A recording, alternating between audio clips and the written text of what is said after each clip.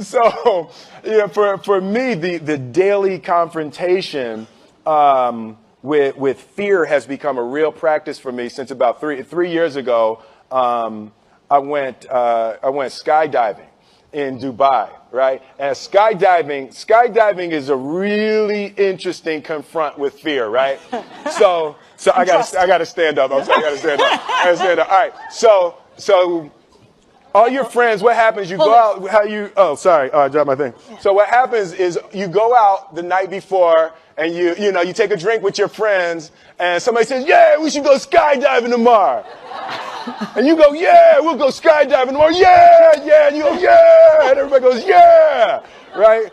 And you go home you by yourself. You're like, Right? You're like, well, I mean, they was drunk too.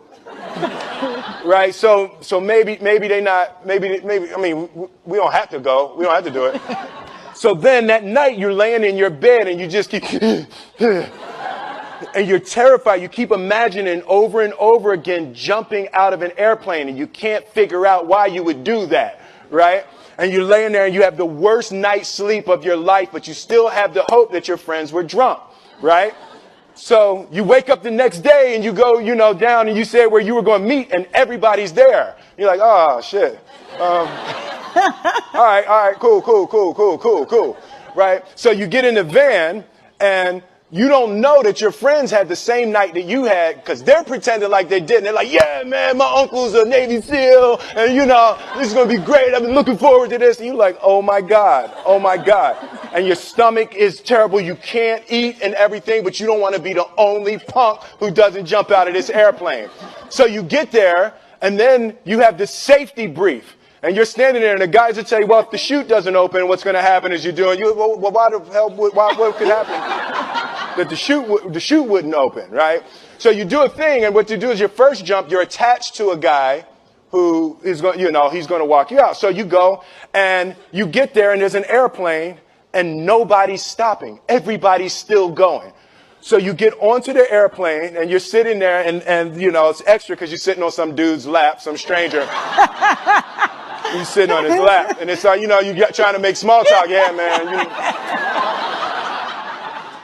So you be jumping with people all the time, huh? Right? So, and then you just want to make sure, you got kids, right? You got people you need to see, right? You just want to make sure he's serious, right? So you get in there. So everything's normal. So you fly and you go up to 14,000 feet, and you notice there's a light. It's red. And it's yellow and green, right? So right now the light's red. So then you start thinking at some point the light's going to go green, but you don't know what's going to happen, right? And you wait and it goes yellow and the light goes green and somebody opens the door. And in that moment you realize you've never been in a freaking airplane with the door open. Right? Terror. Oh, sorry, I'm spitting. Oh, sorry. No, terror. Right?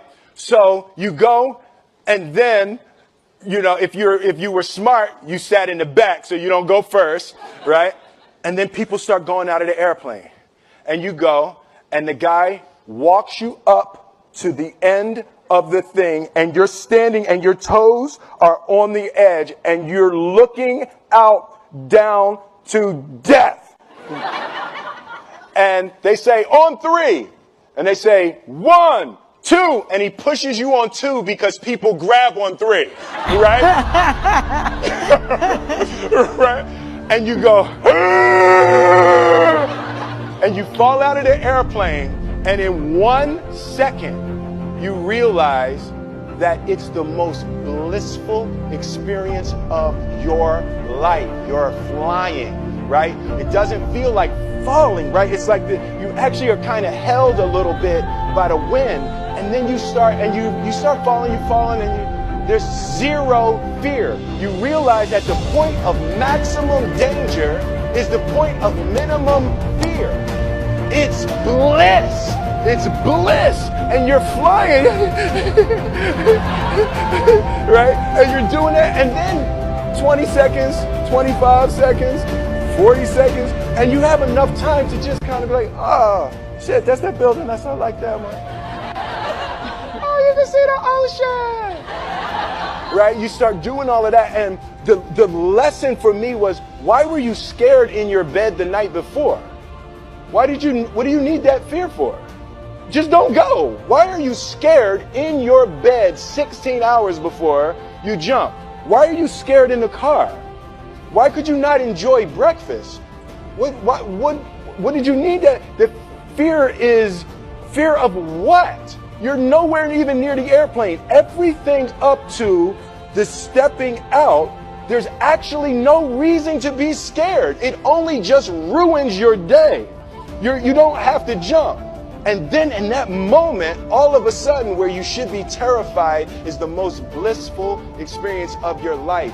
And God placed the best things in life on the other side of terror. On the other side of your maximum fear are all of the best things in life.